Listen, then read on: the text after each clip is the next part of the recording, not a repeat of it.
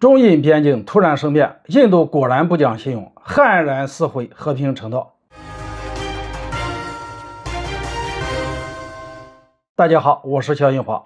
大家知道，印度自始至终对中国怀有仇恨和嫉妒的心态，而在当前中美博弈的大环境下，印度更是屡次开始在中印边境挑衅我国。就在建军节的前夕，印度悍然撕毁对中国的和平承诺，剑指我国的边境。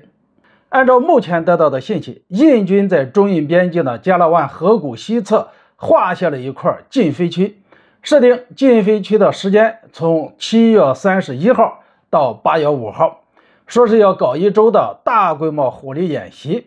可是印度选择的这一块地区最近的一条线，距离我国边境直线距离仅仅只有10公里。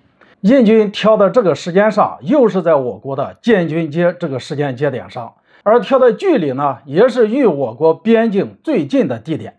可以说，印度这次的所谓演习，完全就是一场彻头彻尾的挑衅。尤其是以印度的军工技术，极有可能出现偏离预定弹着点的情况，也就是说，极有可能对我国日常巡逻边境的士兵造成威胁。让人愤怒的是，在半个月前的雅加达会议上，我国外办主任兼外长王毅和印度外长苏杰生曾有过一次长谈。当时苏杰生主动上门向中国提出举行下一轮军长级会议，解决中印边境的争端。结果这才半个月，苏杰生当初承诺的事情就给撕毁了。别说谈判，甚至主动在中印边境上大搞军演。坦率地说，印度干出这种出尔反尔的事情，符合印度阿三的做派，无诚信的风格。一方面来说，在和中国边境问题上出尔反尔，反复制造焦点问题，很大程度上是在向美西方释放战略信号，抬高自己在美西方战略规划里的重要性，方便自己捞取好处。另一方面就是转移国内的矛盾。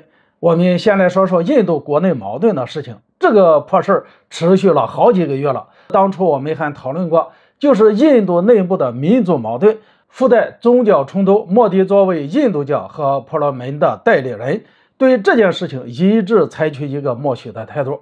直到最近被人爆出2个黄皮肤像是藏族后裔的女性被一群深棕色的印度人扒光了衣服压着游行，一边走还一边猥亵。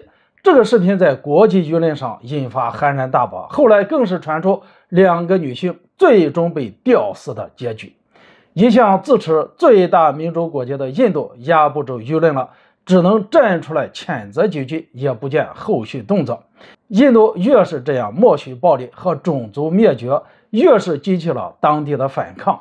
印度曼尼普尔邦直到现在还都在骚乱之中。莫迪解决不了这些问题，就开始转移矛盾，暗指这场宗教冲突和种族灭绝是由外部势力参与，其实就是在往中国这边泼脏水。现在又在边境开始挑衅我国，目的已经一目了然了。至于我们提到的向美西方释放战略信号，这个很好理解。1个月前，莫迪在访问美国之后，获得了大量美国的技术承诺，会给印度提供更好的航空发动机、卫星数据情报和军事技术。可是这些承诺只兑现了一部分，剩下一部分美国始终捏在手里。这个情况就必定促使印度需要进行一些实质性的操作，来证明他们自己的价值。可以预见，未来的中印边境问题势必重新被挑起。我认为印度这个国家从未真正意义上获得过现代化的洗礼，不论是社会层面还是政治层面。和平独立带来的后果就是完完全全继承殖民地时期的权力金字塔结构。这帮人不存在什么远见和卓识，有的只是贪婪和短视。对待这样的统治阶层，你的友好和和平只会被认为是无能和弱小。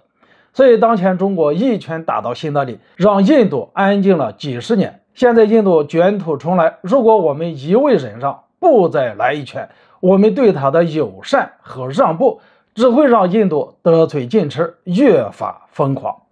好了，今天就讲到这里。想了解更多军事内容，请关注云华说。我们下期再见。